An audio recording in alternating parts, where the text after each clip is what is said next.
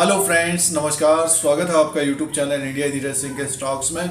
IDFC first bank limited की चर्चा करते हैं, डिस्कस करते हैं। आज तेजी में है, आज तूफानी तेजी में है और लगभग 44 रुपीज के ऊपर कारोबार कर रहा है। 7.5% तेजी में है। क्या कारण है इसको जानते हैं और कुछ महत्वपूर्ण पॉइंट्स की चर्चा करेंगे इस वीडियो में आईडीएफसी फर्स्ट बैंक के बारे में।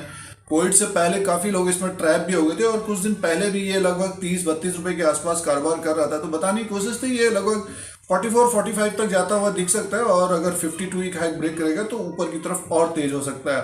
तो एक तरह से 44-45 के आसपास तो आ गया है। तो ट्रेड करते हैं, कुछ समय देना पड़ता है स्टॉक को। एक तरह से अप ट्रेंड में था ये पिछली बार और काफी इसमें एक तरह से गिरावट भी काफी आई थी। 17 रुपये 65 पैसा इसका 52 वीक लो था। अब 45 रुपये 45 पैसे के आसपास हाई है, तो उसी के आसपास आ गया और आज हो सकता है अपना 52 वीक हाई को ब्रेक करते हुए ऊपर की तरफ जाता हुआ दिखे। इसका मार्केट कैप की बात करते हैं तो लगभग 25,000 करोड़ का है और फेस वैल्यू 10 रुपीज का है। काफी चर्चा हुई थी आईडीएफसी फर्स्ट बैंक की ये काफी तेज रह सकता है, बट ये कि कोविड के कारण इसमें गिरावट आई, फिर कुछ खबरें भी आई इसमें। और जब ये 20 रुपीज और 17 रुपीज के आसपास आया था, अब ये ऊपर की तरफ है, अप ट्रेंड में है। और जो Q3 का एक अपडेट आता है, जैसे हर क्वार्टरली रिजल्ट से पहले हर बैंक फाइनेंशियल स्टॉक्स अपना अपडेट देते हैं, उसी तरह से आईडीएफसी फर्स्ट बैंक ने भी अपना अपडेट दिया है। लगभग 41% की ग्रोथ रही है। तो इस खबर को एक तरह से देख लेते हैं, एक नजर डाल लेते हैं।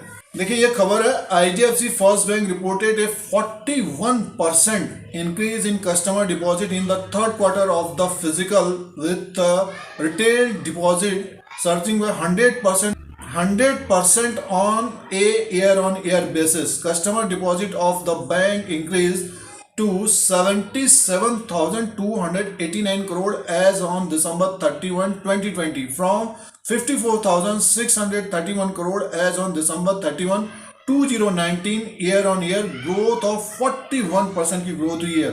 तो काफी अच्छा एक तरह से ग्रोथ हुई है। This was 69,368 crore as on September 30, 2020, quarter on quarter growth of 11%।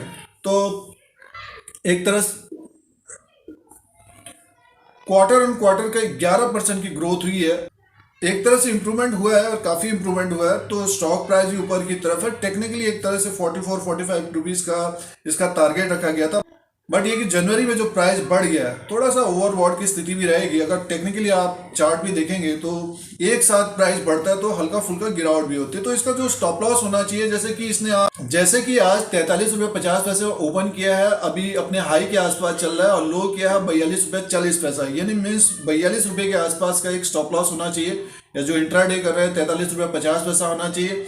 और आने वाले दिनों में ये 45 को अगर ब्रेक करता है, वहां से 47 से 50 रुपीज। और अपने स्टॉप लॉस को अगर ये ऊपर की तरफ जाता है तो अपने स्टॉप लॉस को बढ़ा लीजिए। जिन्होंने अगर इसी के आसपास लिया है या जो ट्रेड भी कर रहे हैं, जिन्होंने लोअर लेवल पे लिया है, तो हल्का फुल्का प्रॉफिट भी बुक कर लेना चाहिए। जिन्होंने शॉर्ट टर्म के लिए काफी अभी लाइव चैट में भी पूछ रहे थे कि आईडीएफसी फर्स्ट बैंक कब तक भागेगा, तो बताने की कोशिश थी कि एक तरह से अपना 52 वीक हाई ब्रेक करता है तो जो छोटे मझोले बैंक्स हैं उनके भी शेयर्स ऊपर की तरफ जाते हुए दिखेंगे।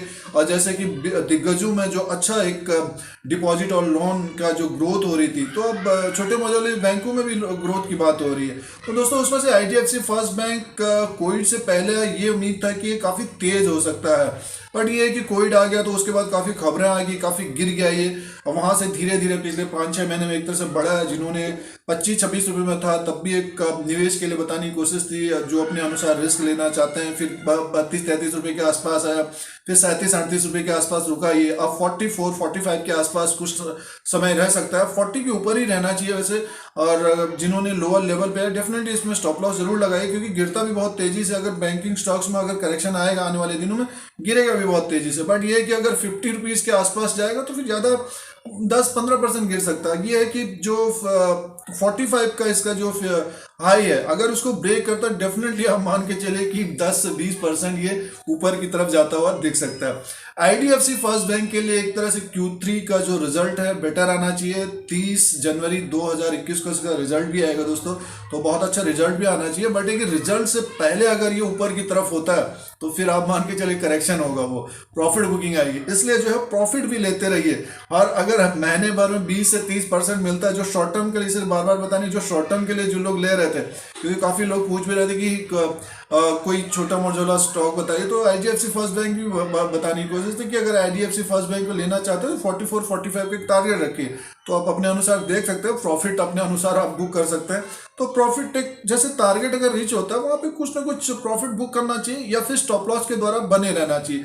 तो ये कुछ महत्वपूर्ण पॉइंट्स हैं, और जैसे कि हर वीडियो में बताने की कोशिश रहती है, तो जिनका पसंदीदा स्टॉक रहा है कोविड से पहले आईडीएफसी फर्स्ट बैंक, तो ऊपर की तरफ है, और काफी व्यूअर्स जो ट्रैप हुए हैं तो उनको भी होल्ड करना चाहिए, और ऊपर की तरफ जाता हुआ दिखेगा। अगर बैंक निफ्टी जो है अपना 52 वीक हाई ब्रेक करता है तो ये आईडीएफसी फर्स्ट बैंक है, और जो 50-60 रुपए के आसपास के स्टॉक्स हैं वो तेजी में रहेंगे, पीएसयूज बैंक तेजी में रहेंगे। पहले बड़े बैंक बढ़ेंगे, फिर इसके बाद ये बैंक्स बढ़ेंगे।